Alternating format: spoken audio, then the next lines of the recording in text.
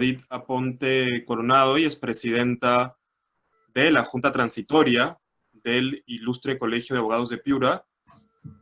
Y por supuesto nos acompaña también el día de hoy, en el marco de los 92 años del Ilustre Colegio de Abogados de Piura, la especial presencia del doctor César Nakazaki, profesor principal de la Facultad de Derecho de la Universidad de Lima y sin duda uno de los más prestigiados penalistas de nuestro país. Para iniciar su conferencia damos el uso de la palabra a la señora presidenta, la doctora Sadit Aponte, para un breve saludo en esta conferencia. Adelante, doctora Sadit. Bien, muy buenas noches. Agradecer la presencia de todos, especialmente del doctor César Nakazaki, la bienvenida de parte del gremio del Ilustre Colegio de Abogados de Piura, que este día cumple 92 años desde su fundación. Usted es un destacado jurista, doctrinario, abogado, litigante, defensor de las causas justas, como bien lo señalamos. Doctor, es un grato honor tenerlo con nosotros y que nos engalane en esta serie de conferencias y de ponencias. En efecto, estamos agradecidos, además, porque engrandece, en este caso, el camino profesional de las personas que somos por vocación tendientes a buscar justamente la verdad, la justicia y demás bienes jurídicos que se persiguen cada día en cada una de las causas. Mi admiración que como estudioso del derecho se siga engrandeciendo en este caso toda la plana de estudiosos a nivel nacional e internacional como su persona. Nuevamente agradecerle su participación y desde ya los éxitos en su carrera profesional, así como en su vida personal y familiar, doctor. Un abrazo virtual. Estamos en una nueva era, estamos propiciando justamente el trabajo remoto y también en este caso estamos propiciando que la competencia virtual desde el punto de vista académico crezca en nosotros y qué más contenerlos a ustedes. Supo ya en la tarde estuvo el doctor Luis Castillo Córdoba con nosotros, una muy buena ponencia y así sucesivamente vendrán también otras. Desde ya las gracias, doctor. Muchas gracias, señora presidenta. En realidad, colegas, es para mí un gran privilegio compartir con ustedes los 92 años de vida gremial de la Orden de Abogadas y Abogados de Piura. Para comenzar, quisiera que nos centremos en el momento en que vivimos. Vivimos un derecho de emergencia. Vivimos un derecho penal, procesal penal y de ejecución penal de emergencia. Y en Piura tiene un gran sentido porque 197% de hacinamiento en el penal de Piura evidentemente nos declara en emergencia.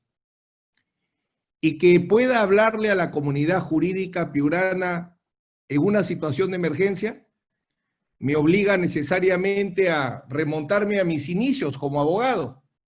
Yo recién en 1990 comenzaba la abogacía en Chiclayo y a las pocas semanas soy convocado por Antonio Abruña para iniciar el proyecto de la Facultad de Derecho de la Universidad Particular de Piura, de donde Luis Castillo Córdoba fue uno de mis primeros y mejores alumnos y cuya huella que dejé permitió que Percy García y otros chicos de la Universidad de Lima luego vayan a la UDEC. ¿Y por qué menciono esto? Porque en esa época también había un derecho de emergencia y el entonces rector Antonio Mabres y su decano Antonio Abruña me convocaban para defender a modestos profesores, sindicalistas, en lo que se llamaba en esa época la justicia antiterrorista. Ahí arranqué mis defensas y defendí a decenas de personas de Piura, Sullana, Tumbes, cuando era convocado por la universidad justamente para esas defensas. Luego viví un segundo momento de derecho de emergencia con la justicia anticorrupción en su primera etapa, cuando cae el gobierno del expresidente Fujimori y se surge la justicia anticorrupción. Segundo momento de emergencia del derecho que viví. Luego, Lavajato y los CNM Audios convocan un tercer momento de emergencia que me vuelve a tocar vivir. Y ahora un cuarto momento de emergencia, pero si ustedes ven, tiene una gran diferencia. En los primeros casos era un derecho de emergencia para reprimir y se tenía que activar los sistemas de justicia penal para una gran represión. Justicia antiterrorista, justicia anticorrupción, justicia contra el crimen organizado. Pero nunca habíamos enfrentado un derecho de emergencia para decidir si es vivir o morir. Porque eso implica la pandemia del coronavirus. Acabo de ver entre ustedes a una colega protegida, deduzco que delicada de salud, y que tiene a bien acompañarnos. Entonces, el tema que voy a tocar, que es el análisis de la jurisprudencia que se ha creado a raíz de la pandemia del coronavirus, quisiera como primera idea enmarcarla, que estamos en un derecho de emergencia atípico para el Perú. No es un derecho de emergencia, como repito, para reprimir, sino es un derecho de emergencia para proteger derechos fundamentales de quienes normalmente la sociedad no quiere defenderlos, que es el procesado o el condenado. Como tengo 45 minutos, no podré hablar de los dos, no podré hablar de los procesados y los condenados. Así que en esta oportunidad arbitrariamente elegiré hablar de los procesados. Y por eso, si me permiten, voy a compartir con ustedes un PowerPoint que vaya orientando nuestras reflexiones. Vamos a comentar el análisis de la jurisprudencia sobre la revisión de la prisión preventiva ante la pandemia del coronavirus. Y para ello tenemos dos caminos, dos procesos judiciales de revisión de la prisión preventiva. El proceso de cesación de prisión preventiva, de oficio a instancia de parte, como voy a demostrar en un momento, y el proceso de habeas corpus correctivo, que hasta hace poco, en mi experiencia, ya lo iba a colgar una vez más, porque no servía para nada. Cuando ustedes quieran medir si en una sociedad se respeta la libertad, siempre digo, hay dos termómetros: si hay abuso de la prisión preventiva o no, y si funciona el habeas corpus. Bueno, el habeas corpus normalmente no funciona, y tampoco, como no podía ser de otra manera, y lo digo con mucha tristeza, porque es el más extraordinario proceso de protección de la libertad, pero hace unos días he visto una primera sentencia donde han suspendido la pena. Sería todo un tema de mucho interés, pero hoy me toca concentrarme en la prisión preventiva. Lo primero que debo señalar, por eso es que digo, es que es de oficio y no hay instancia de parte.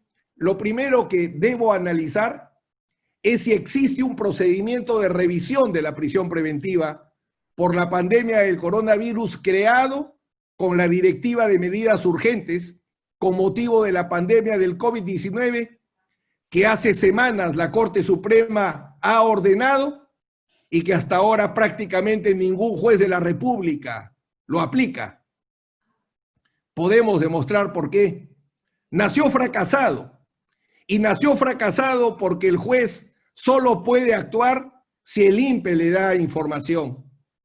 Pero ¿qué INPE le va a dar información si los penales en la práctica están tomados y no se quiere reconocer los directores enfermos con COVID-19? Los médicos trabajan y no trabajan.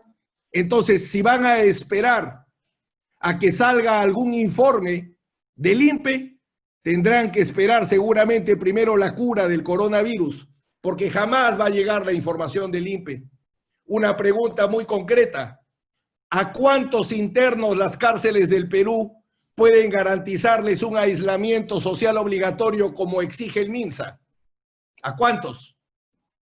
¿A cuántos internos del Perú les han practicado el coronavirus? O perdón, el examen o la prueba para descartar el coronavirus.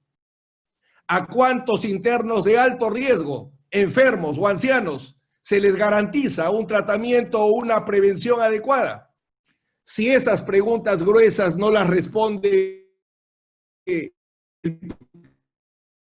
jefe del INPE, ¿qué van a esperar los jueces del Perú que informe el INPE? Yo lo que hubiera dicho es inmediatamente comunicación con las familias y los abogados de todos los internos del Perú, porque seguramente las familias y los abogados de los internos del Perú, sin duda al juez le hubieran dado hasta la partida de bautismo si la necesitase. Pero mientras que tengan que esperar al INPE, nada harán, lo vaticino, nada harán. No existe un procedimiento o un proceso de revisión de la prisión preventiva de oficio. Si ustedes revisan el Código Procesal Penal, el proceso cautelar, la medida cautelar de prisión preventiva sin duda es la más examinada, la más regulada, perdón. Y dentro de los diversos procedimientos que regula el capítulo de la prisión preventiva, su título tercero del Código Procesal Penal, evidentemente solo hay un procedimiento para cesar la prisión preventiva. Hay prisión preventiva que puede derivar en comparecencia con restricciones o detención domiciliaria, se estima. Hay comparecencia con restricciones que si se incumple cambia a prisión preventiva. Pero el único procedimiento previsto en la ley para variar una prisión preventiva a una medida cautelar menos gravosa es el procedimiento de cese. No hay otro. Y si nosotros vamos a respetar el principio de legalidad de la medida cautelar, artículo 253, inciso 1 del Código, tenemos que reconocer que el único procedimiento legal, repito, para terminar una prisión preventiva es el proceso de cesación o cese. Y recuerden ustedes que por norma administrativa no se puede crear un proceso cautelar. La Constitución lo prohíbe, artículo 139, inciso 1. Los procesos se crean por ley, principio de legalidad procesal. Entonces, la norma administrativa, el Consejo Ejecutivo del Poder Judicial no puede crear procesos legales, porque no tiene esa potestad. El Consejo Ejecutivo del Poder Judicial no legisla. Entonces, lo que habla son criterios, pautas. A falta de plenos jurisdiccionales, lo que nos queda es dar pautas para que se habilite el único proceso, insisto, que es el que se puede aplicar, que es el proceso de cesación de prisión preventiva, que como dije al inicio, puede ser activado de oficio o a instancia de parte. Entonces, cuando trabajen con la directiva, que debe trabajarse, por cierto, debe entenderse que se habla de criterios de interpretación, de criterios de valoración para hacer un proceso cautelar o, si quieren, contracautelar de cesación de prisión preventiva que se puede instar de oficio o a instancia de parte. Por cierto, siempre se pudo, desde que se creó el Código del 2004. Después de 3 exhortaciones fracasadas, porque exhortó a los jueces del Perú a que revisen las prisiones preventivas, y como ningún juez revisaba, entonces se tuvo que recurrir a esta directiva y a la claudicación del Poder Ejecutivo y del Poder Legislativo de dar una respuesta al principal problema de violación de derechos humanos masiva que hay hoy en día, que es el que se produce en los establecimientos penitenciarios. ¿Qué es lo que ha trabajado la jurisprudencia que se ha venido construyendo en este tiempo, en este corto tiempo, pero con un gran esfuerzo? Lo primero que resolvió la jurisprudencia de emergencia es el alcance del proceso de cesación de prisión preventiva. Y eso se determina a partir del caso de mi hermano, colega abogado, Richard Martín Tirado, brillante profesor de Derecho Administrativo e injustamente encarcelado. A partir del caso Richard Martín Tirado, se soluciona un problema que existía en la jurisprudencia. En la práctica, surgió un procedimiento de variación de prisión preventiva por comparecencia o detención domiciliaria por una mala aplicación de las reglas de la cesación. ¿Cuál era el problema? El problema era que los jueces equivocadamente creían, con fiscales y muchos abogados, que en el proceso cautelar de cesación de prisión preventiva solo se podía cuestionar el primer presupuesto de la prisión preventiva, que es la sospecha fuerte de la imputación. Ese era el único presupuesto o motivo de la prisión preventiva que se discutía. Entonces, como los jueces no aceptaban discutirla, revisar la prisión preventiva vía cese, por pena probable, por variación del peligro procesal o la proporcionalidad, en la práctica se inventó este procedimiento de variación, pero que no tiene base, porque como vuelvo a repetir, de los diversos procedimientos que regula el Código del 2004 sobre la prisión preventiva, no hay ningún procedimiento de variación.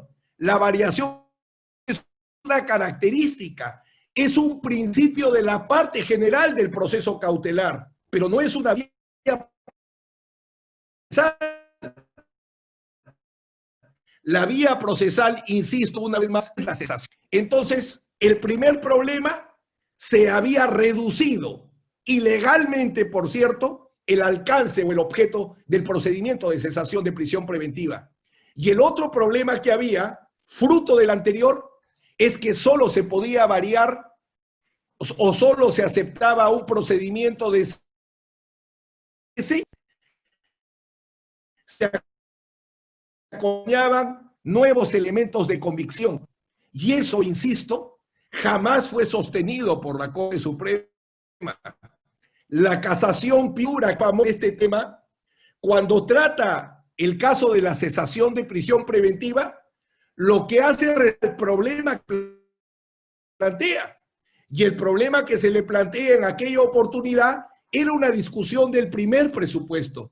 A la Corte Suprema nunca se le ha llevado una discusión de cesación por reducción del estándar de peligro procesal o porque ya no hay proporcionalidad. Ese es el primer aporte del caso Richard Martin Tirado. El caso Richard Martin Tirado, si ustedes han visto la audiencia, la Fiscalía solo se dedicó a atacar la parte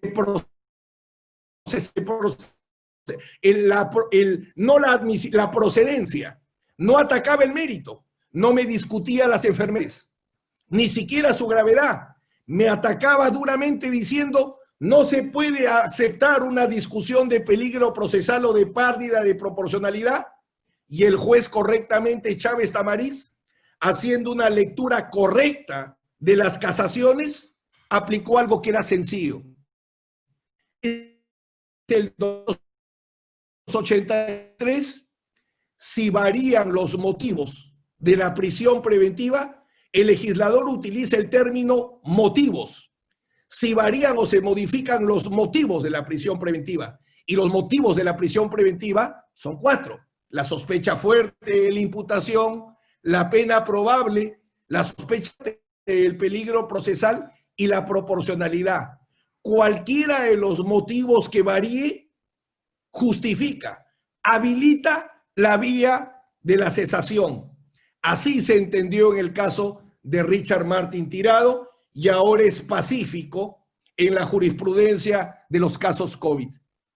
El otro problema era la mala comprensión de nuevos elementos de convicción.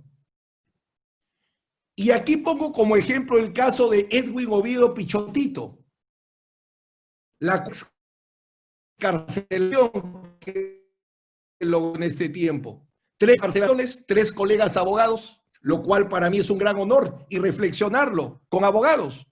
3 honores, me dijo mi maestro José Santos Quiquisola, que te busque un maestro, porque el maestro sabe a quién forma, que te busque un alumno, porque él sabe quién le enseña de verdad y quién no, y que te busque un colega, porque en el gremio a la hora del peligro Nosotros sabemos quién es quién. Tres colegas han salido libres: Richard Margado, Weyden García Rojas y Luis Felipe Pebe Romero. Y la cuarta excarcelación del expresidente de la Federación Peruana de Fútbol, Edwin Oviedo Pichotito. ¿Por qué traigo este caso? Porque en este caso, cuando planteo la cesación en primera instancia, hay un rechazo liminar. Muy interesante analizar si el rechazo liminar está permitido en el proceso penal. ¿Cuándo? Brevemente lo toco. El rechazo liminar solamente puede utilizarse cuando el legislador contempla requisitos de admisibilidad, no de procedencia y de mérito, porque eso no se ve al inicio. Y esos requisitos de admisibilidad, en el caso que se incumplan, el legislador autoriza el rechazo. Ejemplos: la recusación y los recursos. Pero en los procesos cautelares no existe el rechazo liminar. La manifiesta improcedencia no es aplicable. Miren lo que pasó en este caso. La jueza de primera instancia dice que la pandemia, la emergencia sanitaria, el aislamiento social, incluso las enfermedades, hipertensión arterial, obesidad, no eran nuevos, no existiendo nuevos elementos de convicción. ¿Cuál era el problema de la jueza? No diferenciar, y por eso es que ahora está muy bien que trabajen con la técnica de litigación oral, pero cuidado de enamorarse de la actuación y olvidarse del teatro. No se pueden olvidar de las teorías jurídicas. Es bueno saber cómo desenvolverse, es muy bueno, pero no se puede dejar de lado. No puede haber un litigante que no sepa teoría del proceso, por ejemplo, para diferenciar los hechos que son objeto del proceso de cesación de prisión preventiva y los hechos que son objeto de prueba. Una cosa es el objeto del proceso y otra cosa es el objeto de prueba, que no necesariamente es lo mismo. Y eso queda fácilmente demostrado si es que se hubiesen acordado todos aquellos jueces de la emergencia y antes de la emergencia que rechazaron cesaciones de prisión preventiva porque en el entender de ellos no se acompañaban nuevos elementos de convicción.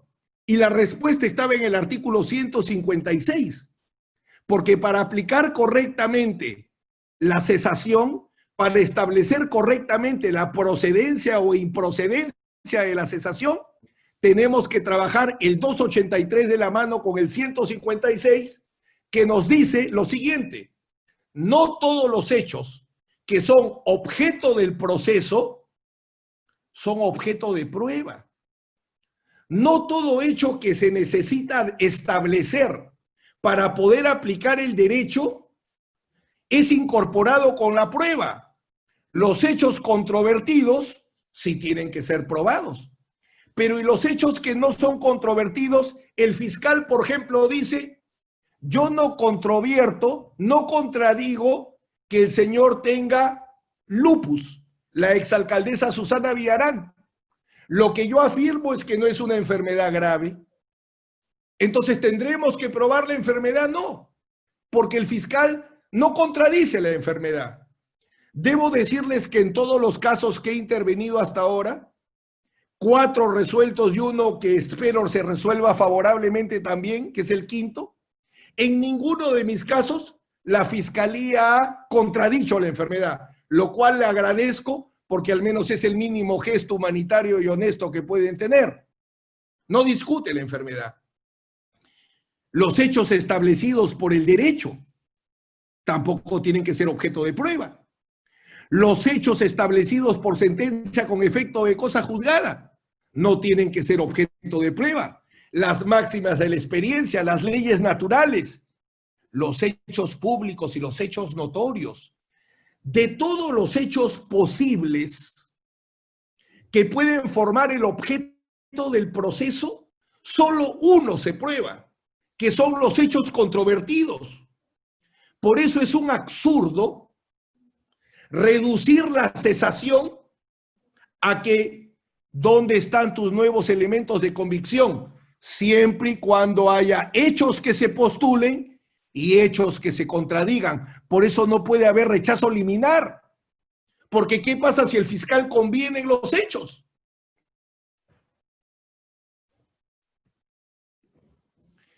¿Cuáles son los hechos nuevos?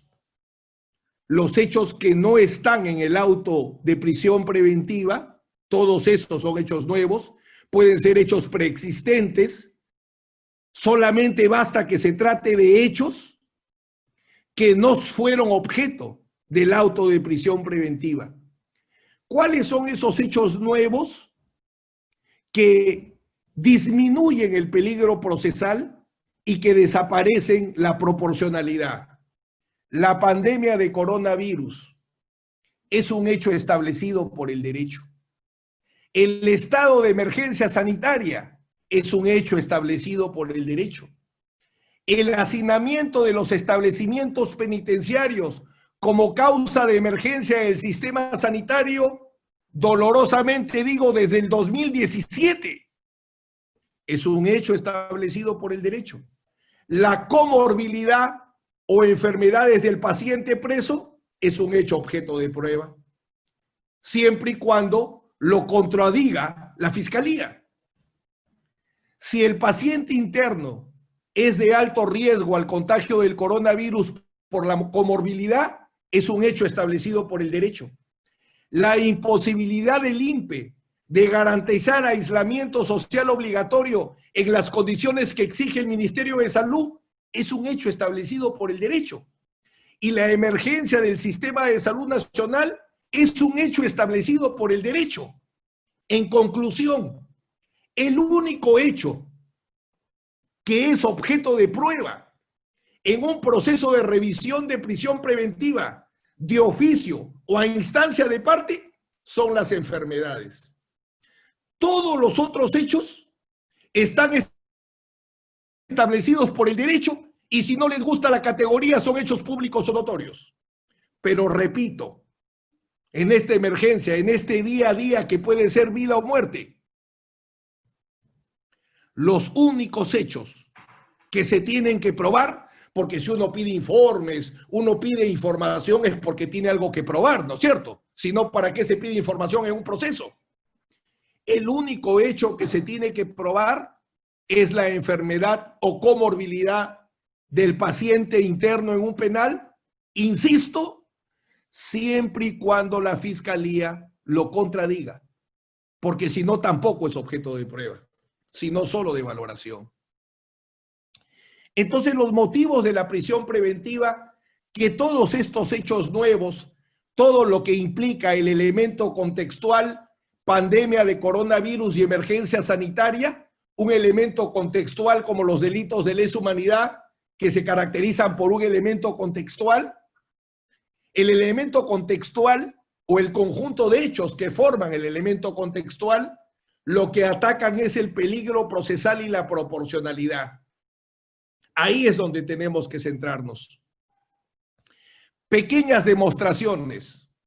¿Por qué la pandemia del coronavirus, por ejemplo, recuerdo en la primera audiencia, en el primer caso, en el de Richard Martin, ese es el caso nuclear porque de ahí se va deduciendo todo.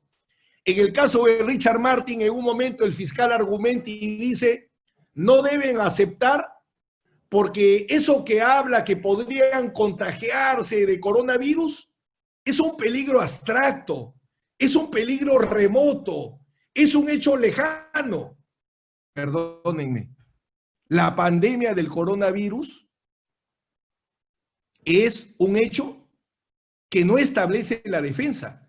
La declaración de la Organización Mundial de Salud del 11 de marzo del 2020 declaró que el coronavirus era una pandemia. Y al ser una pandemia, el Decreto Supremo 008 declara la emergencia sanitaria. Y posteriormente, con el Decreto Supremo 044-2020, el gobierno declara el estado de emergencia. Entonces, la pandemia ¿Puede ser un peligro abstracto? No, es un peligro concreto. La pandemia se declara porque la gente se está muriendo. La pandemia se declara porque no tiene cura. La pandemia se declara porque tiene una capacidad de contagio nunca vista en la historia. Entonces, ¿dónde un fiscal va a querer discutir si la pandemia es un peligro abstracto o es un peligro concreto si el derecho lo ha establecido?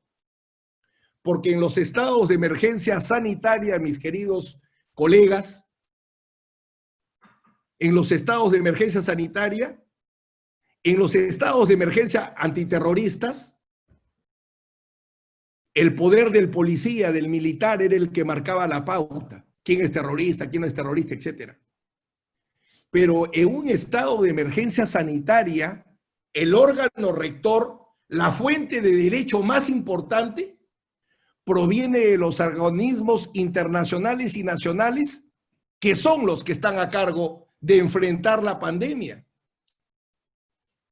Entonces, la pandemia del coronavirus y el estado de emergencia, hecho establecido por el derecho.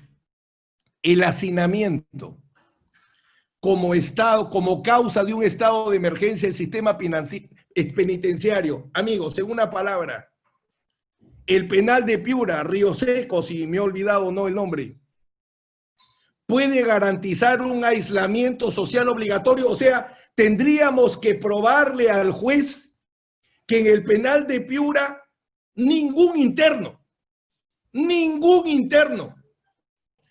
puede tener las medidas de prevención que exige el MINSA para prevenir el contagio del coronavirus. ¿Es un hecho que tenemos que probar? No, porque el hacinamiento el tema es así. En la emergencia del sistema penitenciario fue declarada en el Perú con decreto legislativo 1325 y prorrogada hasta el 2021, que les parezca mentira, sigue la emergencia y no había coronavirus, prorrogada por el decreto supremo 13218 Yus. O si no, vayan a las normas que está dando el gobierno, el decreto legislativo 1459 sobre conversión de penas a condenados por delito de incumplimiento de la obligación alimentaria, o el decreto supremo 004 que crea los indultos y conmutaciones de penas para la emergencia.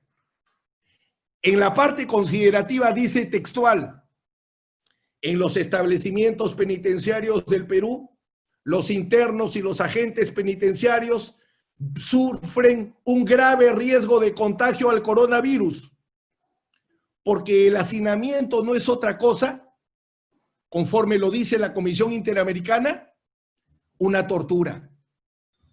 El hacinamiento le quita constitucionalidad a la pena, porque el hacinamiento es una tortura, es vivir en condiciones infrahumanas. La pena solo quita la libertad ambulatoria, la medida cautelar de prisión preventiva con mayor razón, donde se ha perdido el derecho a la vida, a la salud, a la dignidad. Entonces el hacinamiento tampoco tiene que ser demostrado, es un hecho que está establecido por el derecho.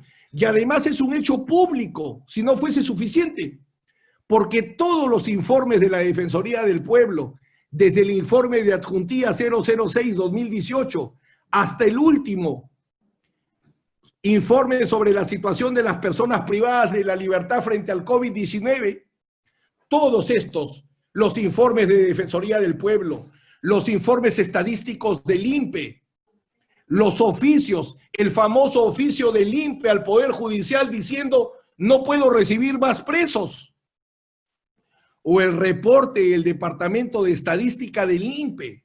O sea, el hacinamiento, y con el hacinamiento la imposibilidad, permítanme regresar, la imposibilidad del INPE de garantizar aislamiento social obligatoria, la emergencia del sistema de salud, son hechos establecidos por el derecho que no requieren de probanza. Por eso insisto, solo la enfermedad y cuando se contradice. ¿Qué más necesitamos, colegas, si en el penal de Piura, cuya capacidad es de albergues de 1.370, hoy alberga 4.070 presos, con un hacinamiento del 197%. ¿Cuántos procesos de revisión de oficio realizan los jueces del Distrito Judicial de Piura? ¿Cuántos pedidos para que acabe la cesación de la prisión preventiva han hecho los fiscales? ¿Qué estamos haciendo los abogados con nuestros procesados o nuestros defendidos presos? Solo se necesita esto. La jurisprudencia, primero, fijó el correcto objeto de la cesación de prisión preventiva, cualquier motivo. Lo segundo que fijó correctamente, que no todos los hechos objeto de la cesación, no todos los hechos que desaparecen los motivos de la prisión preventiva tienen que probarse. Solo uno, las enfermedades. Y repito una vez más, siempre y cuando sean contradichas, porque si no, ninguno se tendría que probar. ¿Qué ha trabajado sobre enfermedades que han motivado cambio de prisión preventiva? Y hago especial mención a la hipertensión arterial, porque la hipertensión arterial es la principal causa de muerte. Ustedes saben, a estas alturas de la pandemia, que el coronavirus no va a contagiar a todos, va a contagiar a un porcentaje reducido de la población. Dentro de ese porcentaje, muchos van a ser asintomáticos, no van a saber que están contagiados. Esos son los que más contagian, dicho sea de paso. Algunos contagiados con síntomas menores, sin problema, que no necesitan hospitalización. El problema está con los llamados pacientes de alto riesgo. Alto riesgo, ¿por qué? Porque si se contagia, no solo van a necesitar hospitalización, van a necesitar unidad de cuidados intensivos y probablemente mueran.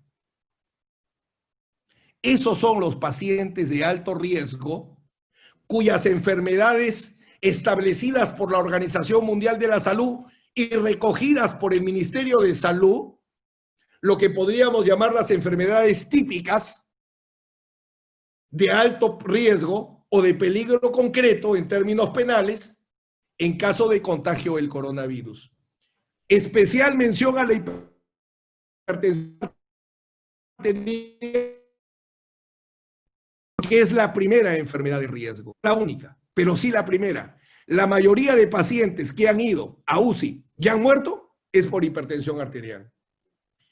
¿Qué ha recogido o qué viene recogiendo la jurisprudencia? En el caso de Richard Martin, se recogió hipertensión arterial y diabetes. ¿Cómo se probó? Con un informe médico de la Clínica San Felipe y una receta médica única estandarizada del INPE. En el caso de Edwin Oviedo Pichotito, la enfermedad fue hipertensión arterial y obesidad. ¿Cómo se probó? Historia clínica de emergencia del Hospital 2 de Mayo, un informe médico de cardiología del Hospital 2 de Mayo y el informe de parte de un auditor médico.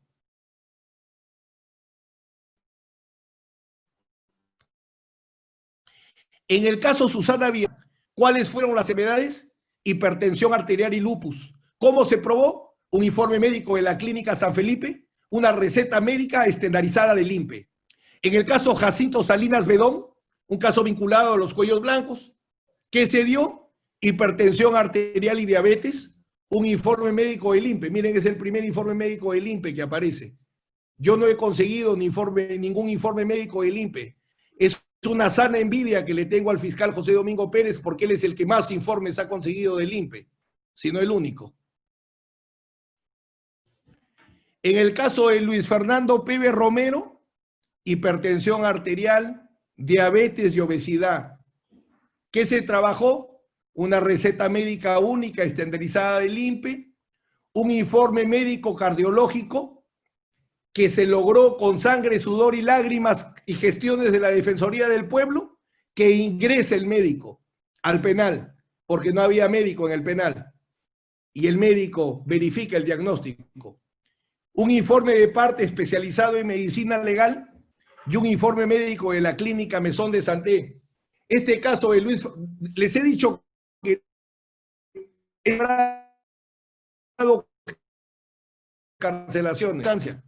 La de Weiden García tomó el caso en segunda instancia, le habían desestimado la excarcelación y logramos en segunda instancia. Lo mismo se dio con Luis Fernando Peve Romero, tomamos el caso en segunda instancia.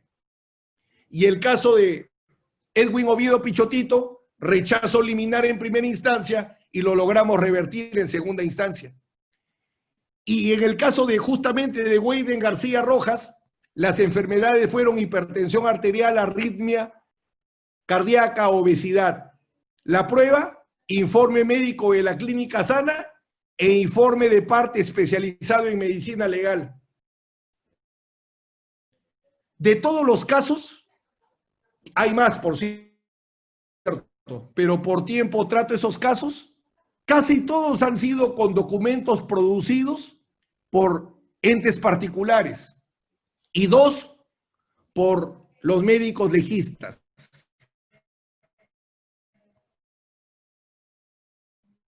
Pregunto en vez de coordinar con los abogados de los procesos para que envíen la información que puedan. Un problema que presenta la jurisprudencia, ya hemos visto el primero, se fija el objeto, se discutió el objeto de la cesación. Segundo, que no todos los hechos objeto del proceso de cesación se prueban. Tercero, vamos a analizar qué problemas de valoración de prueba médica hubo en la jurisprudencia por la pandemia del coronavirus. Hubo problemas. En casos de la Puente, hipertensión arterial y el lupus eritematoso sistémico, al considerar que no permitían calificarla como paciente vulnerable al contagio del coronavirus. O sea, el juez dijo, reconozco que sufre hipertensión arterial, reconozco que sufre lupus eritematoso sistémico, pero no los considero, no la considero vulnerable del coronavirus, porque las enfermedades están controladas. La sala estableció correctamente el error, pues la condición de paciente de alto riesgo no se determina valorando la enfermedad aisladamente. O sea, el lupus solo no, la hipertensión sola no, la obesidad sola no, sino tiene que ser en el elemento contextual. La hipertensión con relación al coronavirus, la obesidad con relación al coronavirus, el asma con relación al coronavirus.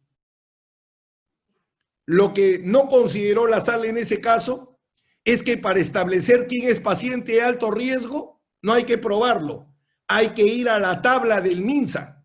Si está demostrado que sufre de hipertensión y uno quiere saber si es un paciente de alto riesgo, ya no necesita peritaje. Lo que necesita es la tabla del MINSA, porque la tabla del MINSA, conforme vamos conociendo más el virus, para ver cuáles son las enfermedades o pacientes de alto riesgo.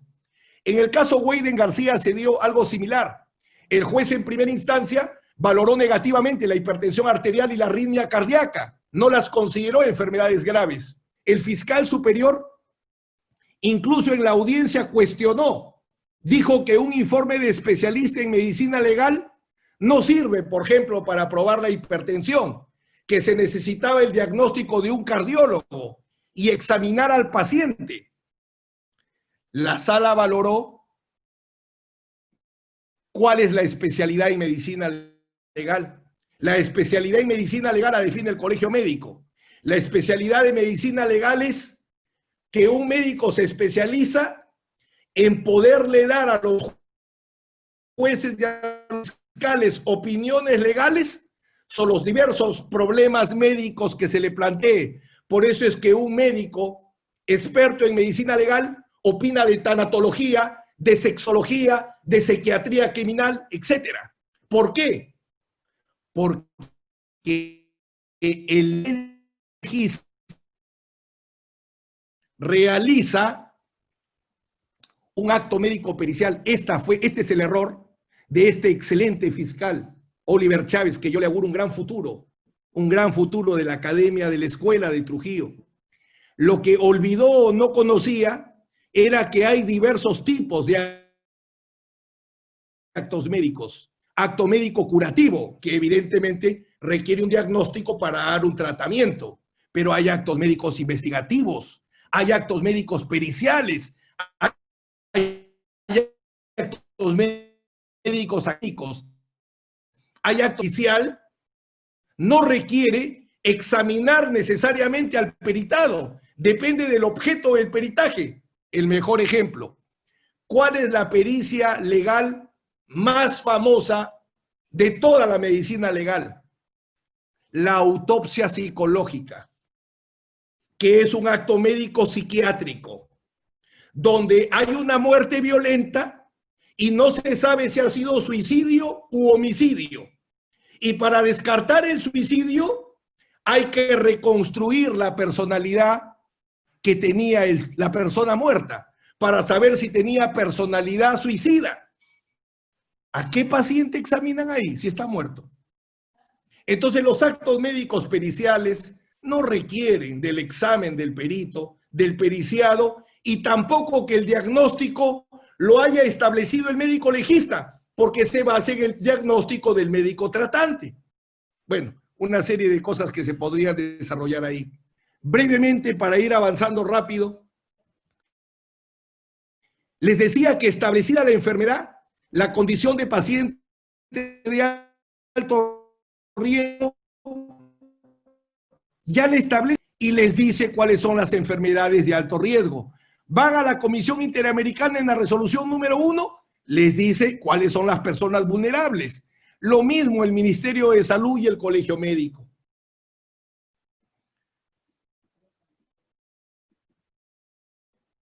Muy bien, este es un tema central y me van a disculpar que me extienda un poquito de repente, pero como ya no vamos a hablar en mucho tiempo, vale la pena. La jurisprudencia ha avanzado, como ven, en algunas cosas, pero hay un gran reto. No acepta variar por comparecencia con restricciones. Solo acepta variar por detención domiciliaria. Para efectos prácticos, uno diría, si hay aislamiento social obligatorio, estate contento con la detención domiciliaria. Yo no discuto eso, ir a un hogar y salir del infierno de la cárcel, claro que es maravilloso. Pero ¿cuál es mi problema? ¿Cuál es mi preocupación? Que la policía, ¿cuánto tiempo va a aguantar establecer mecanismos de control si tiene 1 millón de tareas? Y van a haber 20 millones de tareas porque una sociedad 70% informal. ¿Cómo vamos a practicar esta convivencia nueva que exige el no contagio? Vamos a necesitar mucha policía, mucho militar. Entonces me preocupa que en algún momento la policía diga, ya no tenemos capacidad de control. Entonces no podemos quedarnos con la detención domiciliaria. Tenemos que seguir luchando porque la otra alternativa a la prisión preventiva sea la comparecencia con restricciones, sobre todo cuando jurídicamente es lo que corresponde.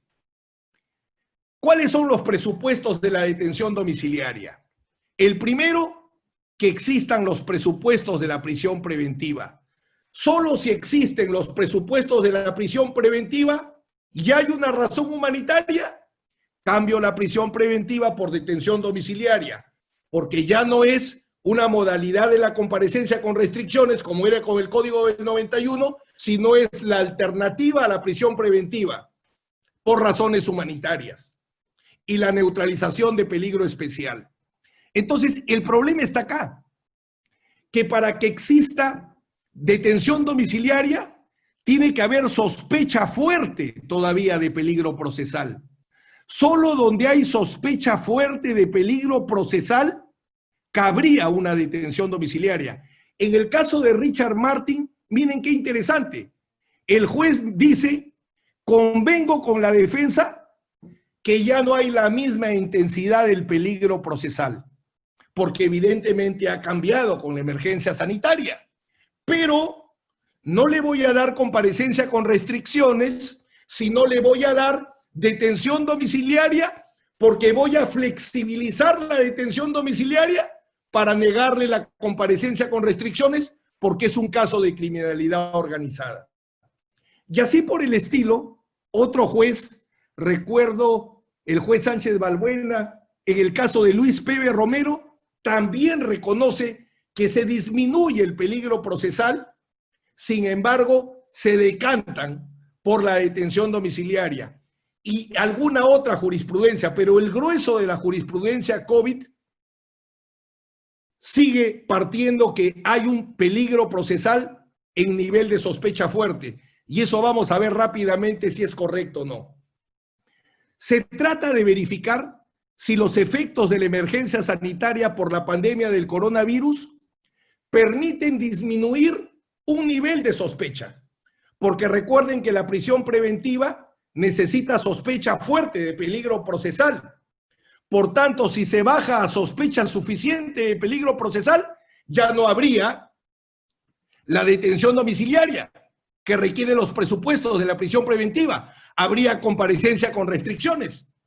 Y si estamos en un caso de criminalidad organizada, donde según el acuerdo plenario no se necesita sospecha fuerte, sino sospecha suficiente, si bajamos de sospecha suficiente a sospecha reveladora, de igual manera tendría que darse comparecencia con restricciones. ¿Cuáles son los argumentos que utilizan los jueces para negar la disminución del peligro procesal? En el caso de Susana Villarán, el razonamiento fue el siguiente: el aislamiento social obligatorio no es permanente, porque el estado de emergencia tiene un plazo. Entonces, como el aislamiento social es temporal, no tiene entidad para disminuir el peligro procesal. Y en el caso de Luis Fernando Pepe Romero, ¿qué razona la sala? Con el levantamiento del estado de emergencia, se abrirán las fronteras, se levantarán las limitaciones para movilización al interior del país, y el hecho de que la economía del país no se recupere, y que invoqué en ese caso y voy a comentar en un momento, no incide en el peligro procesal. En concreto, se niega que el estado de emergencia por la pandemia del coronavirus debilite la sospecha de peligro procesal, porque dicen son hechos temporales. Pero creo que hay un profundo problema, que es el siguiente. ¿Qué cosa es peligro de fuga? Capacidad de huir. ¿Y qué cosa es peligro de obstaculización de la actividad probatoria? Capacidad de obstruir en el proceso. La pregunta de sentido común es la siguiente: la misma capacidad de huir si estamos con peligro de fuga, o la misma capacidad de afectar el proceso que se tenía cuando se dictó los autos de prisión preventiva, existe entrando al tercer mes de emergencia sanitaria en el mundo. Así como hay causas abstractas y causas concretas de peligro procesal, yo les he traído las causas abstractas de disminución y las causas concretas de disminución que ha generado la emergencia sanitaria. Y ojo, solo necesito bajar un grado de sospecha. No necesito que desaparezca el peligro procesal. Necesito solo que baje un grado de sospecha. ¿Cuáles son las causas abstractas? La restricción de la libertad de tránsito, el aislamiento social obligatorio, el cierre temporal de fronteras, la suspensión del transporte internacional, la suspensión del transporte interprovincial, el control policial y militar de vías públicas y carreteras, reanudación de las actividades económicas en forma gradual y progresiva. Colegas, este es clave para saber si estamos frente a un hecho temporal con plazo de inicio y de fin, o estamos frente a un hecho indefinido. Sabemos cuándo comenzó, pero Dios por delante no sabemos cuándo va a terminar. Uno no menor, la disminución de la capacidad económica. Tenemos la misma capacidad económica que había cuando se dictó el auto de prisión preventiva. y la emergencia del sistema de salud. Me escapo de Piura, llego a Tumbes, me escapo de Huaquías.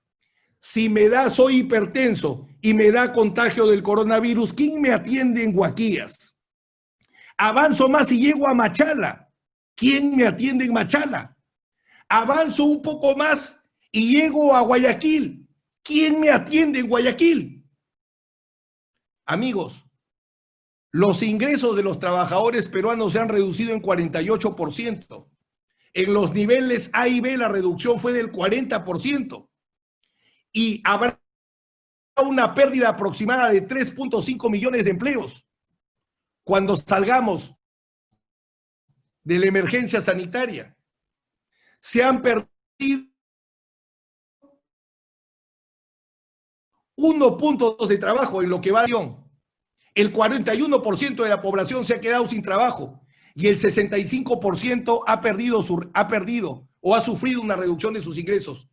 ¿Cómo sostener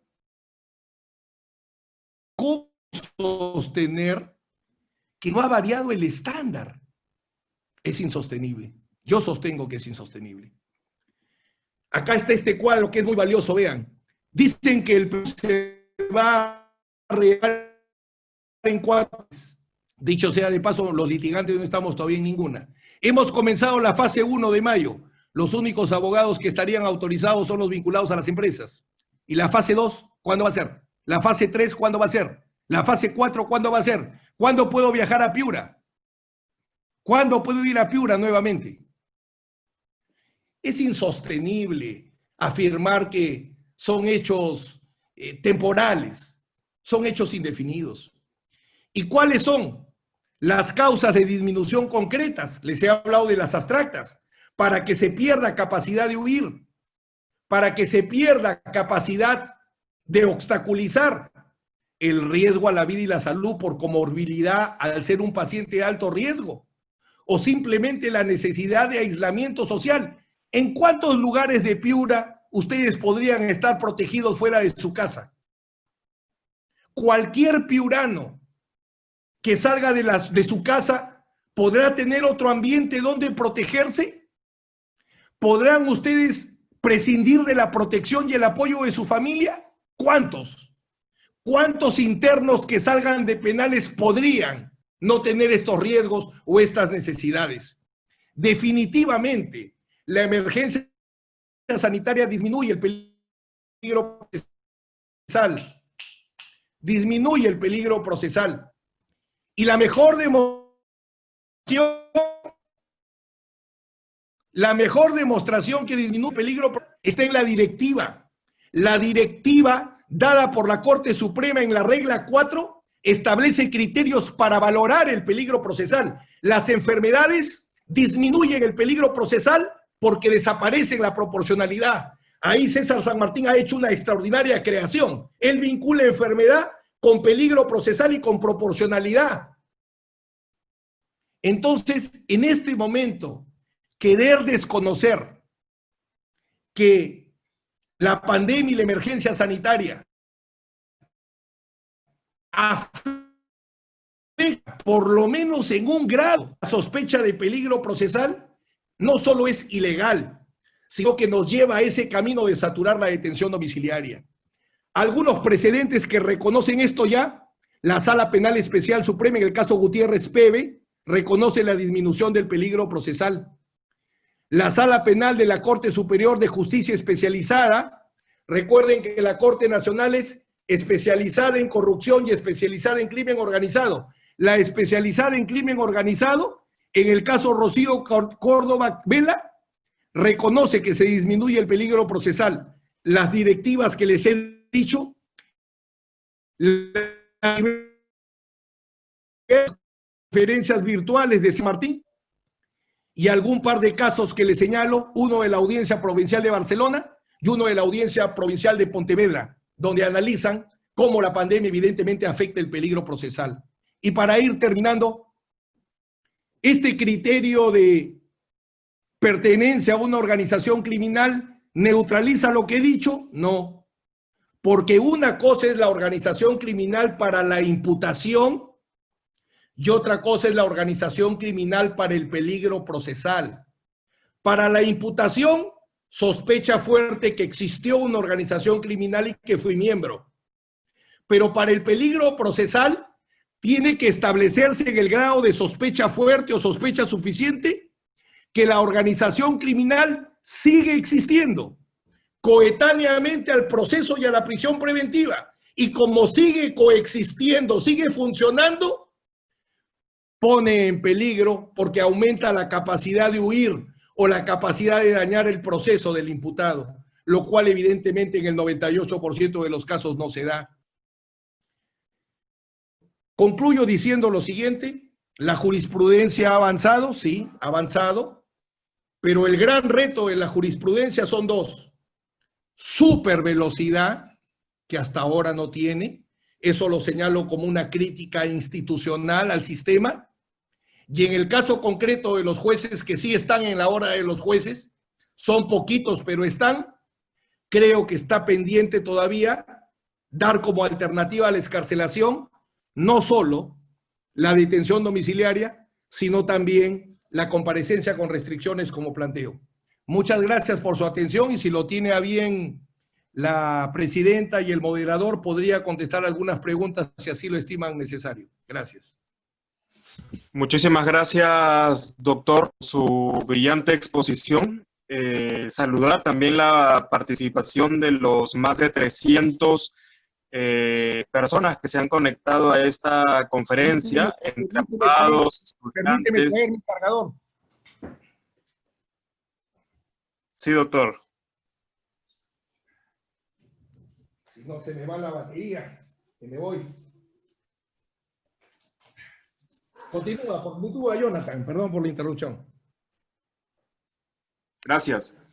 Bien, saludar a los más de 300 agremiados que han estado conectados a esta conferencia.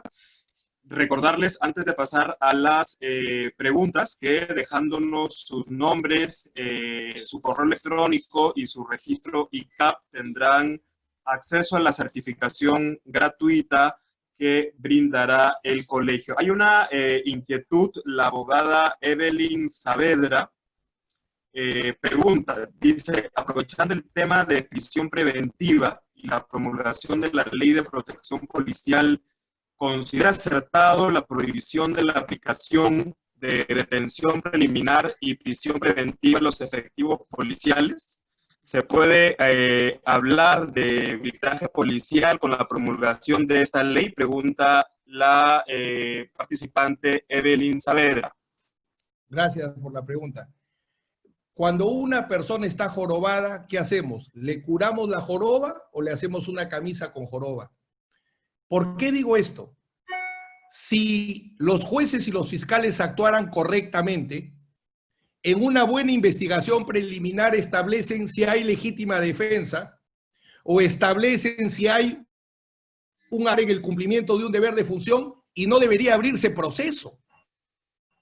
El grave problema es que la investigación preliminar se hace mal y muchos casos donde o hay legítima defensa o hay actuar en el cumplimiento de un deber de función, se abre proceso y eso pues genera toda una distorsión.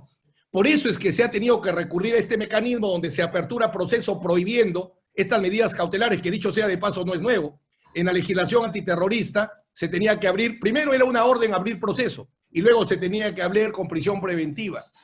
Yo creo que debe ser un tema temporal. Me parece que al final debe regularse mejor la investigación preliminar y así como debería tratarse como un delito económico. Así como para hablar de delito tributario tiene que haber un informe de la SUNAT, tendría que haber un informe especializado, serio, creíble, que haga el análisis del acto policial. Si fue reglamentario o antirreglamentario, tendría que crearse un mecanismo que nos garantice una investigación social, que preferiría ese mecanismo a la prohibición de utilizar medidas cautelares, porque eso afecta contra la independencia del juez. Gracias, doctor.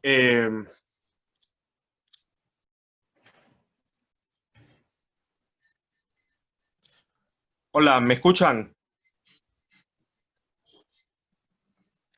Sí, te escuchamos. Sí, Jonathan, te escuchamos.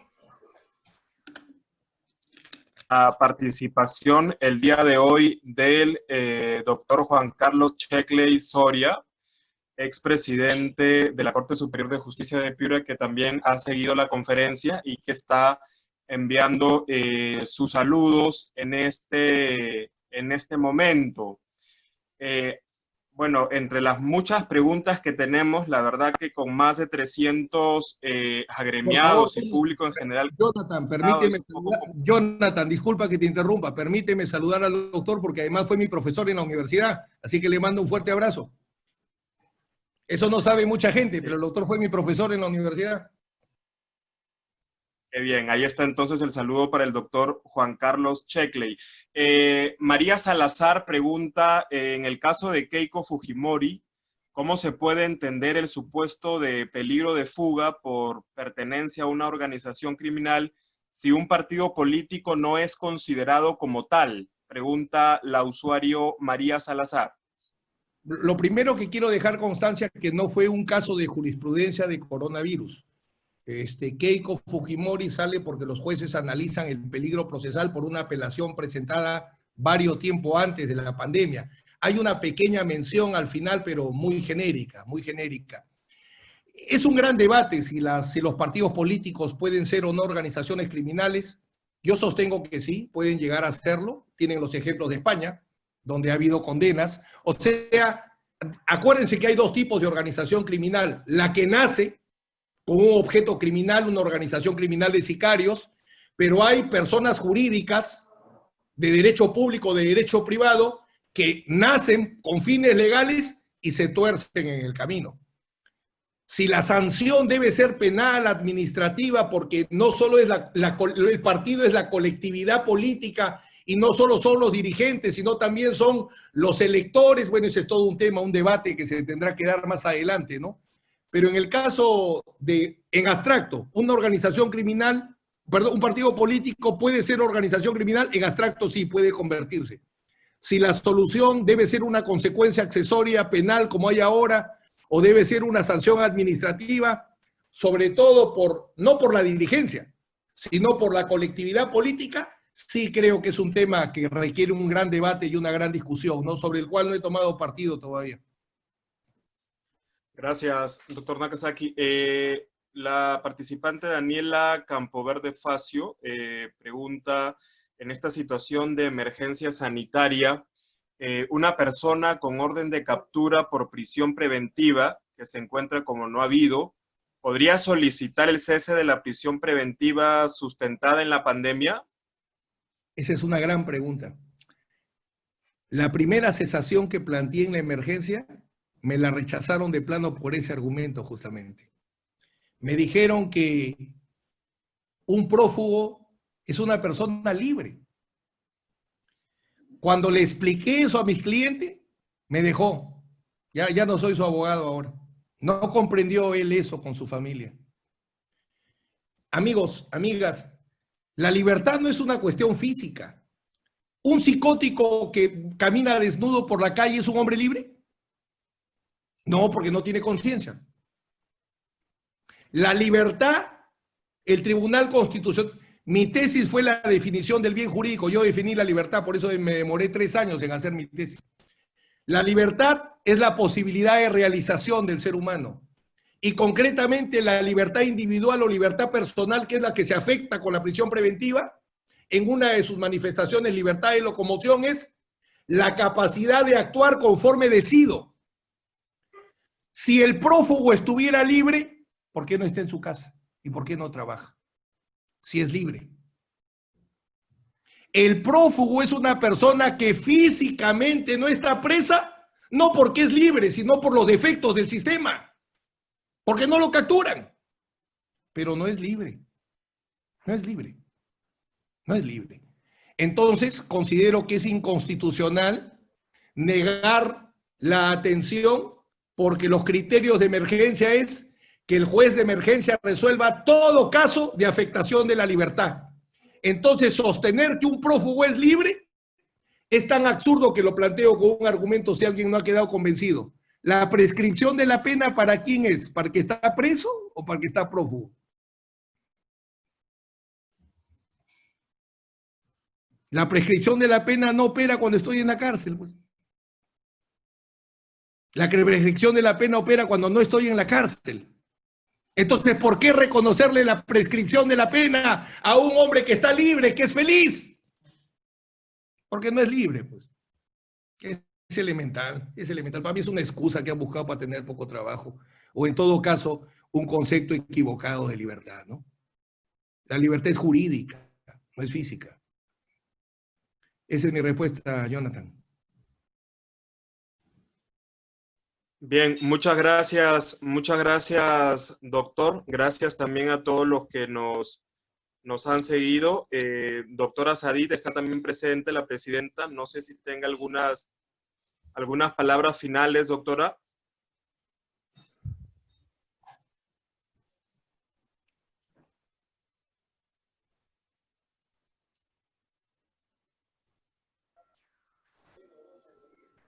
Sí, doctora Sadik. Sí, gracias, Jonathan. Doctor César Nakazaki, también extendió los saludos, así como el doctor Juan Carlos Checle, la doctora Sofía Milla Mesa, que también, ella es presidenta de la Junta de Fiscales Superiores de Sullana y le ha seguido también en esta ponencia desde muy temprano, la doctora. Así que le extiendo también los saludos, así como seguramente varias personas que son también autoridades y que, como bien lo decía Jonathan, por la acogida de esta excelente ponencia, doctor, no nos damos todo el abasto físicamente para poder hacerlo. Creo que, no sé si usted me permite, doctor, y tiene unos minutos también, porque me parece que hay dos colegas que quieren hacer preguntas. No sé si usted lo permite, que podamos habilitarle el audio, por favor, para poder escucharlos. Con mucho gusto, con mucho gusto. Bien, teníamos ahí, a ver, según voy leyendo, Eduardo García, me parece, a ver, para poder, a ver si Informática, por favor, nos ayuda habilitándole el audio para que pueda preguntar. Si está el doctor Eduardo García, me parece que ha hecho una pregunta ahí que leo. Eduardo García, ingeniero, por favor, el audio para el doctor Eduardo García.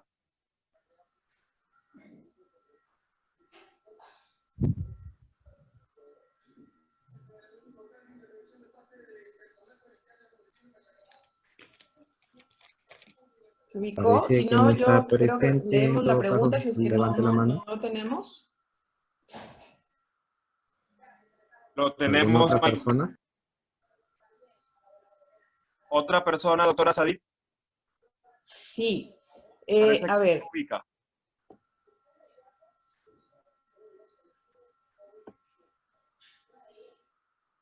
A ver, hay un segundo.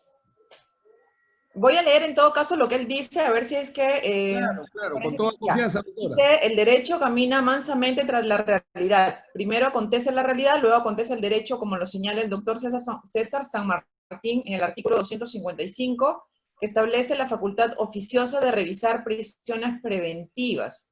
A ver, un ratito.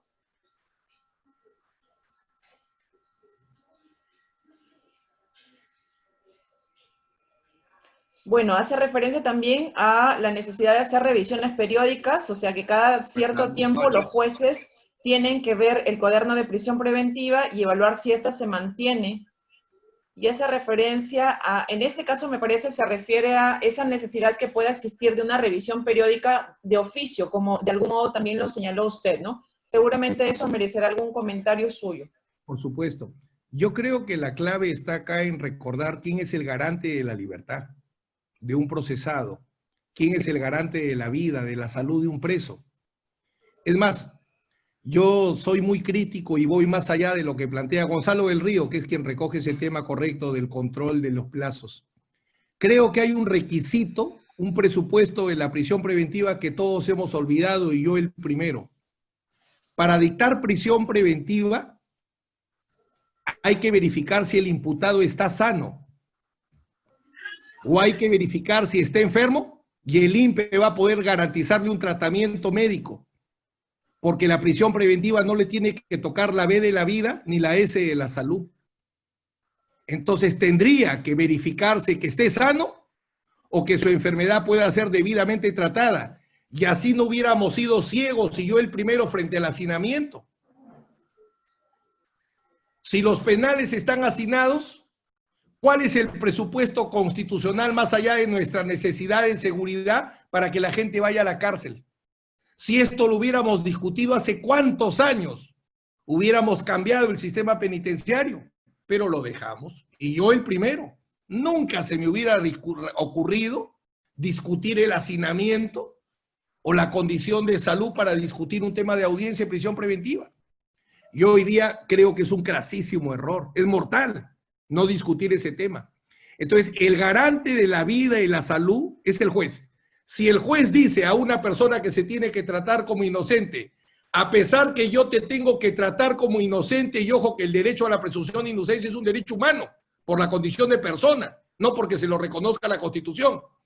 Si a ti que te debo tratar como inocente, yo te voy a privar de la libertad y voy a afectar tu vida, yo tengo que garantizar que no voy a tocar tu vida o tu salud. Eso debe hacerlo el juez al momento de decidir y con mucha mayor razón durante la ejecución. Porque soy garante de la vida y la salud, no al momento de dictarla. Si no soy garante durante la ejecución, porque el INPE es como el depositario que cuida el carro de un embargo en un proceso civil. ¿Quién es el garante del patrimonio? El juez civil. ¿Y quién es su auxiliar de justicia? El depositario. Jurídicamente, ¿qué cosa es el INPE? Un auxiliar de justicia. Un auxiliar del juez en la ejecución de su auto. El juez no puede sustraerse. No puede sustraerse a su deber, a su condición de garante de la libertad, la vida y la salud del interno procesado. Por eso es válido totalmente el control al dictarse, que ahí es donde yo pongo énfasis ahorita, y evidentemente también durante la ejecución. Porque deja de ser garante cuando lo deja libre. Cuando la persona está libre, ¿quién es el garante de la salud? La persona, pues salvo que sea incapaz, ¿no? La persona adulta es el garante de su salud. Pero si está preso, ¿quién es el garante de su vida y su salud? Él no puede, porque no es libre. Entonces es el juez, pues. No es el fiscal, ni es el INPE, porque el INPE es el depositario, es el auxiliar. El juez es el garante. Recuerdo los primeros autos de rechazo liminar de los habeas corpus donde decían, no, quien tiene que garantizar la salud, decía el juez constitucional, es el INPE. Perdón, el INPE es el auxiliar. Quien decide la detención o la privación de la libertad es el juez. Así que sí, 100% de acuerdo. Controlen la implementación y controlen la ejecución. 100% de acuerdo. Bien. A ver, por aquí me parece que hay otra pregunta interesante, un ratito. Uno. Agradecemos al doctor César Nakazaki por su tiempo, por su disponibilidad y por su atención con el Colegio de Abogados de Piura y esta especial distinción que ha tenido con todos los agremiados de brindarnos esta magistral conferencia. Un honor conversar con mis colegas, al contrario. En tanto, la doctora Saadit está entonces identificando algunas preguntas, algunas inquietudes que han hecho los agremiados a través del chat. Vamos a esperarlo un momento. ¿Cómo no? ¿Cómo no? Sí, veo ahí varias manos que para levantan.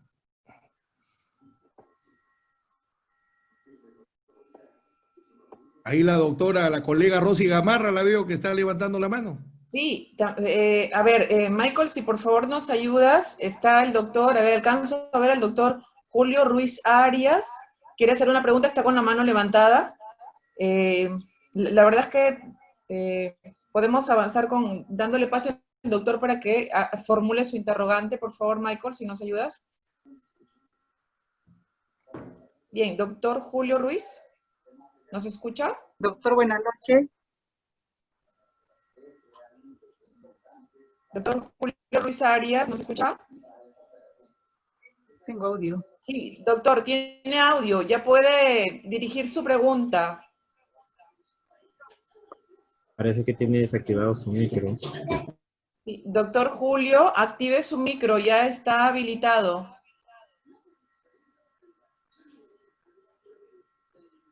A ver, en tanto hacemos algunas coordinaciones internas. Doctora Rosy Gamarra, sí, discúlpenos.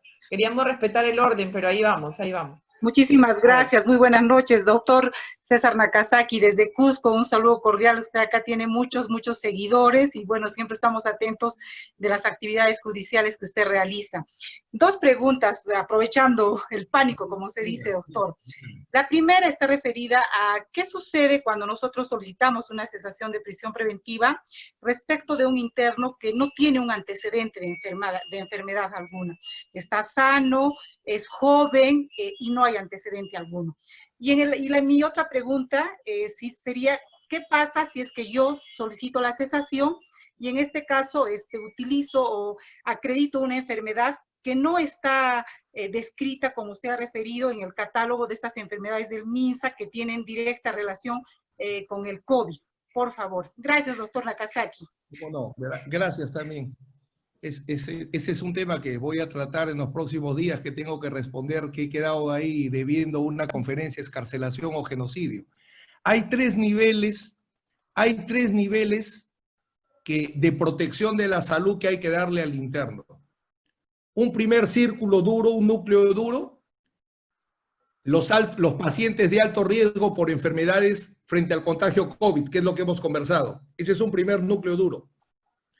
Un segundo círculo son las personas enfermas que no tienen peligro de contagio al coronavirus, pero que su salud se puede agravar porque están enfermas en una situación de colapso penitenciario. Pongo un ejemplo, una persona que sufra de Alzheimer o una persona que sufra de psicosis, los enfermos mentales que nunca nadie se acuerda de ellos y tampoco ahora.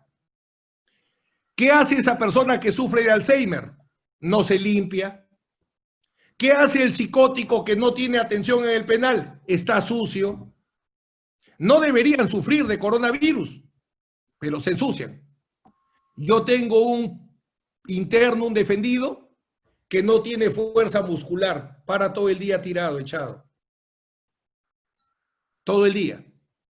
Y si no se bendice a alguien, no se compadece a alguien para llevarlo, saben en medio de qué estaría todo el día, si no se puede mover.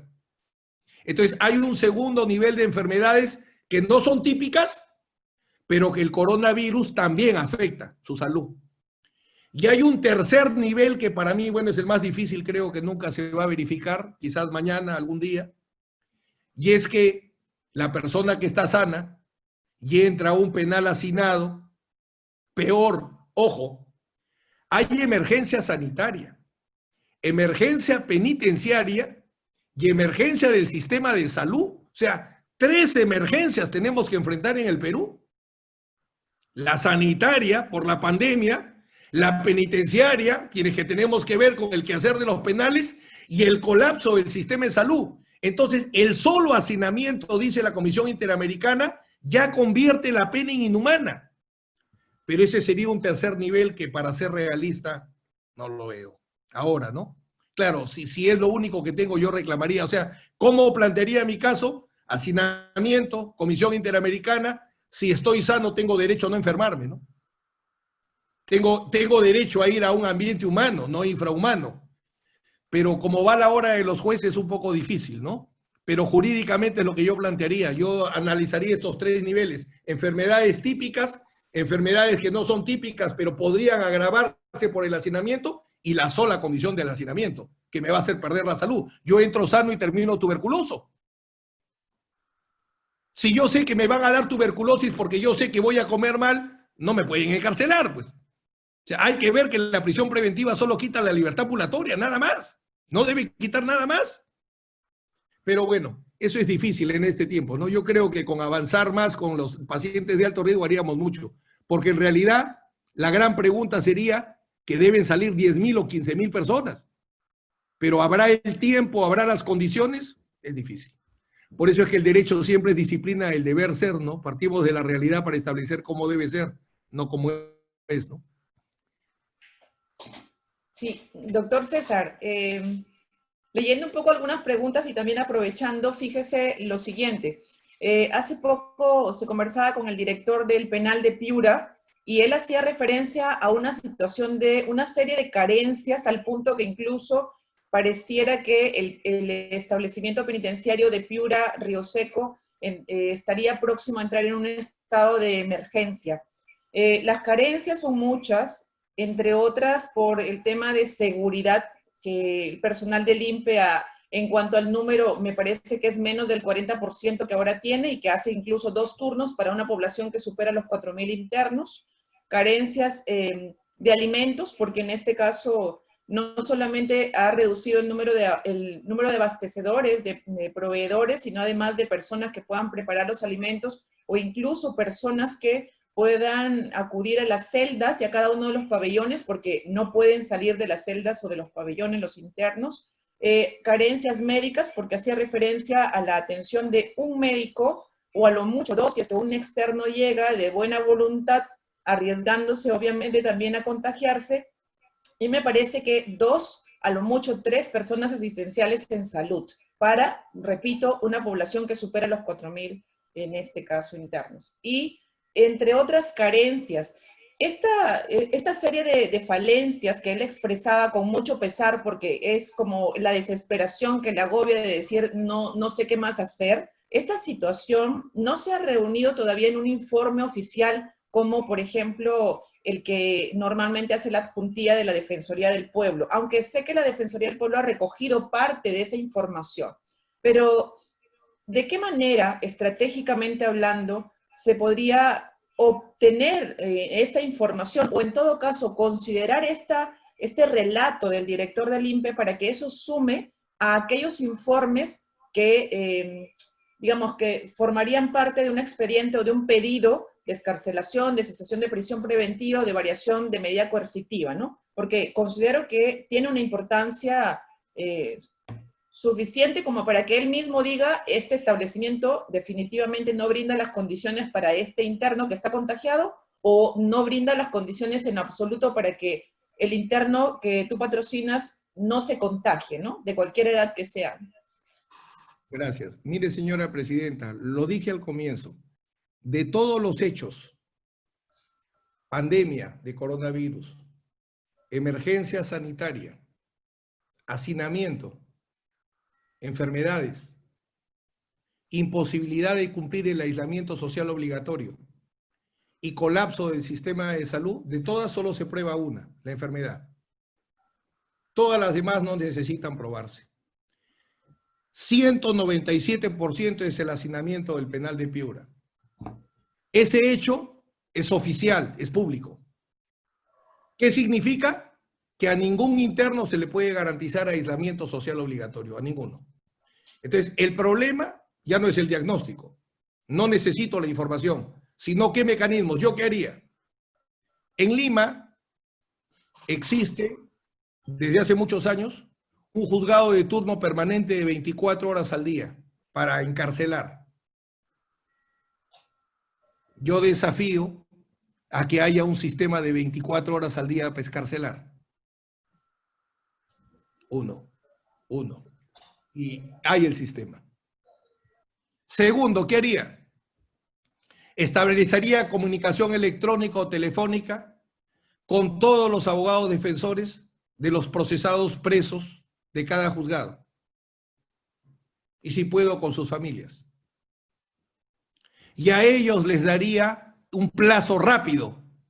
Él va a ser velocísimo porque es su ser querido, para darme la información relevante y empezar primero el círculo. Mi primera gran meta en Piura salía a sacarme a todos los pacientes de alto riesgo, todos los ancianos y todos los enfermos de alto riesgo. Y con todo el cariño que le tengo a los jueces. Yo fui formado por un juez, José Antonio Santos Quiquisola. Mi libro preferido es Elogio de los jueces de Calamandrey. Yo sacaría, y reto a los abogados, porque ya no es labor de los jueces, también es labor de los abogados, a promover este mecanismo. 24 horas al día y el contacto con las familias o los abogados vía correo electrónico. ¿Qué necesito nomás los ancianos y los enfermos con estos diagnósticos? como primer esfuerzo. De repente no puedo ir a más, porque todavía necesito espacios para que hagan cuarentena, etcétera. Que la realidad sea lo único que me frene, no la inacción, que es una gran diferencia. Que no doy más, bueno, pues ¿qué vas a hacer? No das más, pues. Pero no puede haber inacción.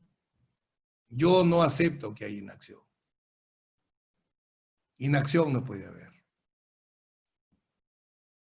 Que somos un país con limitaciones, esa es otra cosa. Entonces creo que ahí estaría el tema, ¿no? Eso del sistema de esperar a que limpie, eso no sirve para nada. Primero, no se necesita, no se necesita, no se necesita. Basta la edad. Ya, ok, que no sé qué tiene hipertensión los ancianos, pues. Es más, en la jurisprudencia, otra cosa buena que han hecho. Han bajado la enfermedad para la detención domiciliaria. Ya no es la enfermedad que dice la ley, ahora es la enfermedad que dice la medicina. En el caso de Weiden García Rojas, ahí aparece recogida la diferencia entre edad cronológica y edad biológica. Porque yo puedo tener 58 años cronológicos, pero como sufro desde que tenía 1 año de los riñones o soy hipertenso, mi edad biológica es superior. Porque la maquinaria ya no está buena. Eso, por ejemplo, se ha recogido. Y ahora con edad médica, edad cronológica, perdón, edad biológica, edad cardiovascular he visto, por el riesgo de infarto, se ha flexibilizado. Entonces, yo retaría a todo el Perú con el mayor respeto a eso, ¿no? 24 por 24. Y la alianza debe ser una alianza en el buen sentido para la defensa de los derechos humanos de jueces con defensores. Y los fiscales, por cierto, deberían sumarse, ¿no? Para tener autoridad moral. Si tengo autoridad moral para pedir la cárcel, ¿por qué no voy a tener autoridad moral para excarcelar? Si una de mis funciones es la defensa de los derechos humanos. Finalmente, el derecho penal del enemigo no tiene justificación, ¿no? Somos litigantes, no somos adversarios, enemigos. Entonces creo que esas cosas podrían activarse. No a un 100%, pero podrían activarse. Para mí es una ignominia que haya distritos judiciales donde no haya ninguna revisión. Es una ignominia. Basta ver el penal, pues, por favor. ¿Cómo hacer 197, casi 200%? Y hablar, pues, y hablar. Con todo cariño, pero esta es época de emergencia, pues, ¿no? Va a cambiar el mundo. Si va a cambiar el mundo, ¿por qué no va a cambiar la justicia? Pues? Tiene que cambiar la justicia también, pues. Ahí veo abogados con unas bibliotecas preciosas atrás. Hay que hacer todas esas herramientas, tienen que entrar ahorita a funcionar. Hay que hacer funcionar. Así que ese es el reto, amistoso, por cierto, fraterno, porque todos somos una hermandad, pero hay que hacerlo, hay que hacerlo. Yo todos los días arrancaría con mi cuadrito, así pondría 197%. Ahí está, 197%. Y tablita, 197%. Y Jonathan. Sí. El doctor Ruiz Hernán Ruiz Arias, expresidente de la Corte de Justicia de Piura, lo recuerdo. Está también el audio. En realidad, doctor Nakasaki, hay infinidad de preguntas. Quisiéramos saber nosotros cuál es su disponibilidad de tiempo. A lo mejor estamos abusando de su generosidad para esto. Hasta 10 para las 9 puedo. Déjame traer mi cargador del teléfono porque tengo una reunión Zoom. Hasta 10 para las 9. Está bien.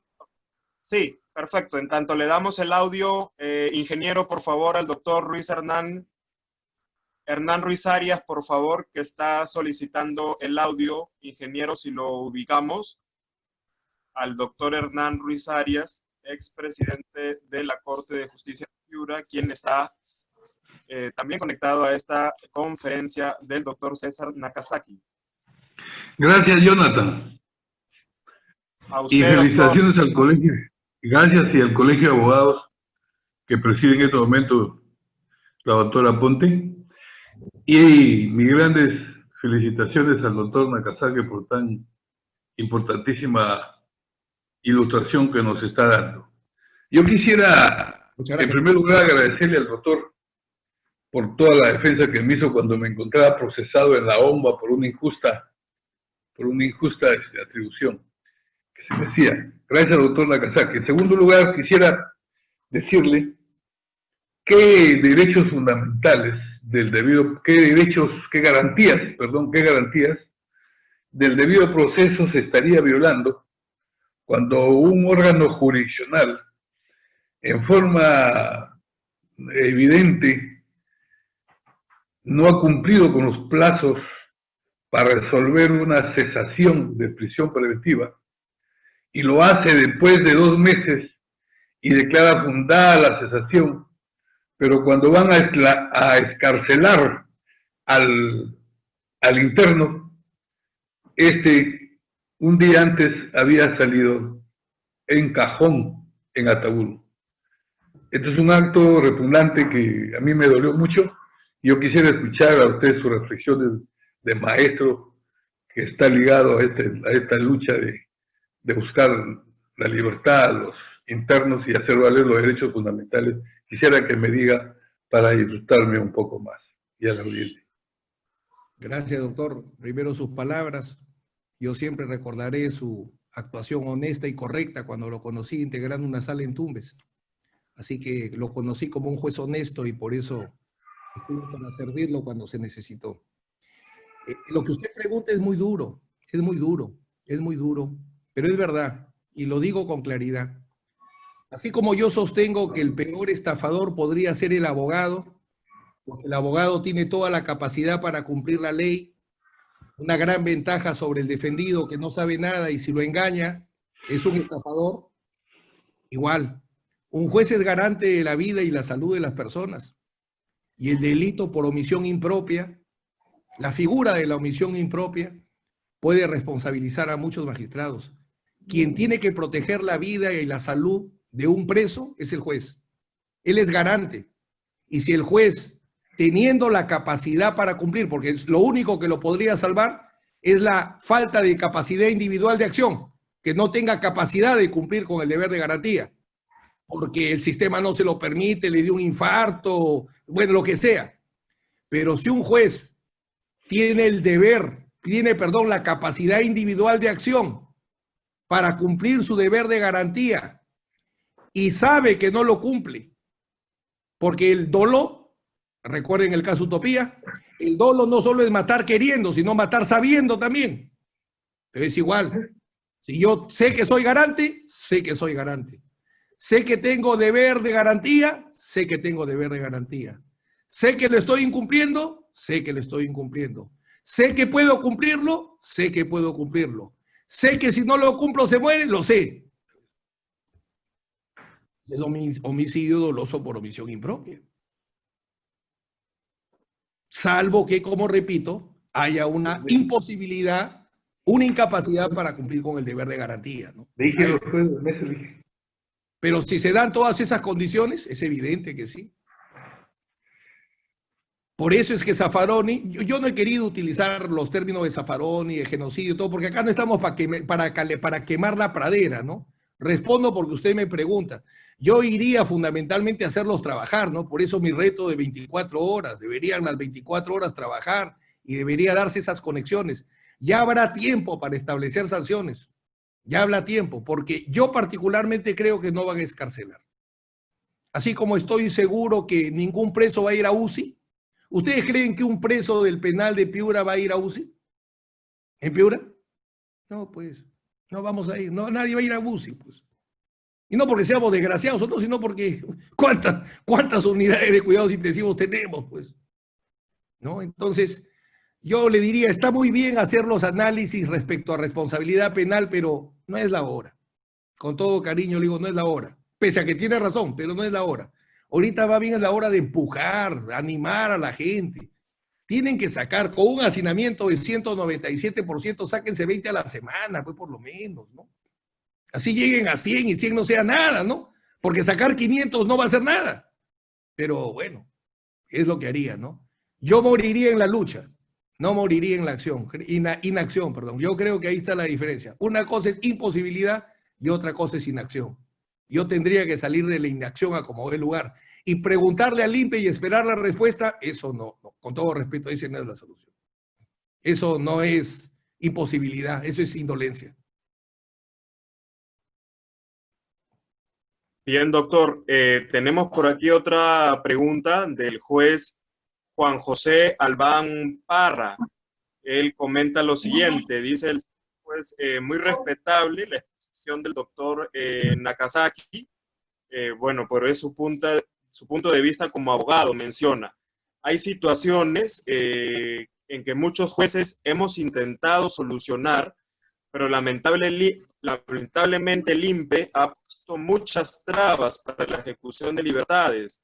Es cierto que el INPE dice que no puede recibir más presos, pero no hace nada por agilizar los mandatos de excarcelación ordenados por los jueces sobre pretextos de formalidades extremas en este estado de emergencia, vulnerando la autoridad de los jueces, señala el doctor Juan José Albán Parra. Yo lo que le diría es que, con todo respeto al doctor, que tampoco se trata de decir que es opinión de un juez o de un fiscal o de un abogado, ¿no? Porque, bueno, el tema, efectivamente, a mí me ofende mucho, no este tema, por cierto, cuando dicen, es un argumento de defensa, ya, y porque es un argumento de defensa, no se tiene que creer, no tenemos los mismos deberes de lealtad, veracidad, probidad y buena fe todos. El tema es concreto. Yo estoy de acuerdo, por ejemplo, en que las pocas excarcelaciones que hay, también hay gran negligencia. Hay gran negligencia, pero yo pregunto, porque yo le he vivido, ¿eh? Weiden García Rojas, al momento que se dictó la excarcelación, estaba sano. Al momento que se ejecutó, ya estaba con coronavirus y ya no fue a su casa. Se debate entre la vida y la muerte en UCI. Yo pregunto, en la emergencia, ¿yo como juez cuidaría que el oficio sea perfecto de excarcelación o no?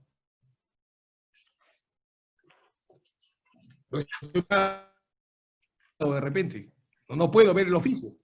El oficio es una cara, ¿no? Dos caras. Una. Dos. Hay que subsanar. Ya se acabó el horario. Yo soy hijo de médico y todo lo vinculo a la medicina. Entonces yo siempre digo, lo que tú le aceptarías al médico en el servicio de emergencia, eso te lo acepto a ti como profesional. ¿Qué le aceptarían, qué excusa le aceptarían al médico para que no atienda a su hijo en una emergencia?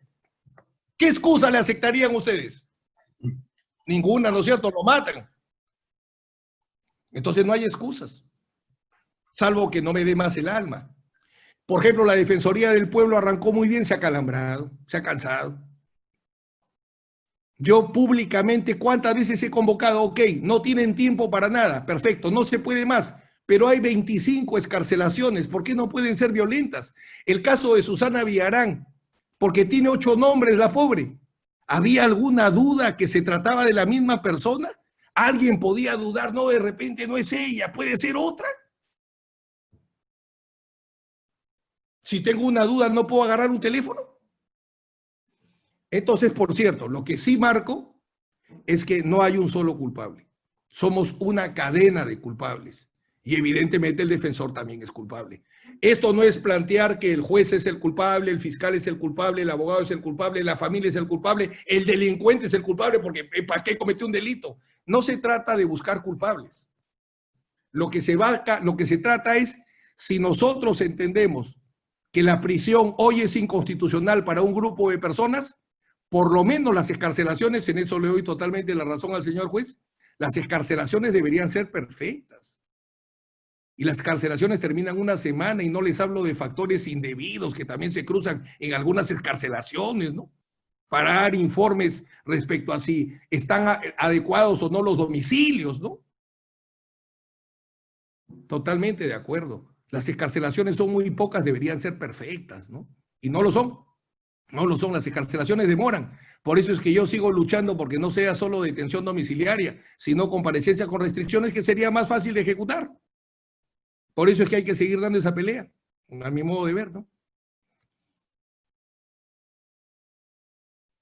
Bien, gracias, doctor. Bueno, ya después de casi 2 horas de conferencia, creo que ya es momento de ir culminando esta importante disertación. Más de 300 personas han estado conectadas, lo que refleja que esta conferencia en sí ha sido un éxito. Se había generado mucha expectativa no solo en nuestra ciudad, doctor, sino comentarle que han habido participantes de su tierra natal, de Chiclayo, de Tumbes, de Cusco, de Lima, de Trujillo, así que muchas gracias a todos los que nos han seguido en esta conferencia que ha sido abierta al público a través de esta plataforma. Para los que preguntan, la certificación gratuita es, en este caso, exclusividad para todos los agremiados del colegio, razón por la que se les pide que dejen su número de registro ICAP para que puedan acceder a esta certificación gratuita en el marco de los 92 años de este gremio. Dejamos en uso de la palabra a la doctora Sadit Aponte, presidenta de la Junta Transitoria, para de esta manera despedir esta conferencia. Adelante, doctora. Gracias, Jonathan. Doctor César Nakasaki, creo que le voy a seguir agradeciendo en nombre de todos los colegas, estudiantes de Derecho, en general, todos los abogados que en esta oportunidad hemos tenido hemos tenido a bien escucharle, y la verdad es que nos hemos quedado cortos con el tiempo y las preguntas, porque no hubiésemos podido terminar incluso en la siguiente hora todas las preguntas que están ahí en lista, pero probablemente usted ha resumido muy bien en el espacio de las respuestas las inquietudes de cada uno de los participantes. Doctor, este aniversario para nosotros es, como decía, pues emotivo, pero también bastante extraño. De tal manera que el hecho de estar en las conferencias y en las participaciones virtuales con usted y destacados juristas nos llena también de aliento, porque en verdad esta situación causa depresión, causa desánimo, y más bien manteniéndonos unidos en una misma vocación, en una misma oportunidad de poder aprender, como en este caso, creo que nos va a alentar y nos va a permitir continuar. Usted nos ha hablado y nos ha dado luces en este tema muy importante, incluso con la casuística tan rica que seguramente les habrá servido, y estoy segurísima que sí, a cada uno de los abogados litigantes. Una vez más, en nombre de la Junta Transitoria y del Colegio de Abogados de Piura, doctor César, que no sea esta la única oportunidad en la que en estos tiempos usted nos acompañe. Muchas gracias a todos nuevamente, y la presidenta dice la clave: somos una unidad. Así como nos une la cocina muy rica en Piura, dicho sea de paso, y nos une el fútbol, nos tiene que unir ahora la justicia. También la justicia tiene que cambiar para bien, y en eso estamos todos comprometidos. Muchas gracias y hasta la próxima oportunidad. Buenas noches. Muchas gracias, doctor. Buenas noches con todos. Gracias.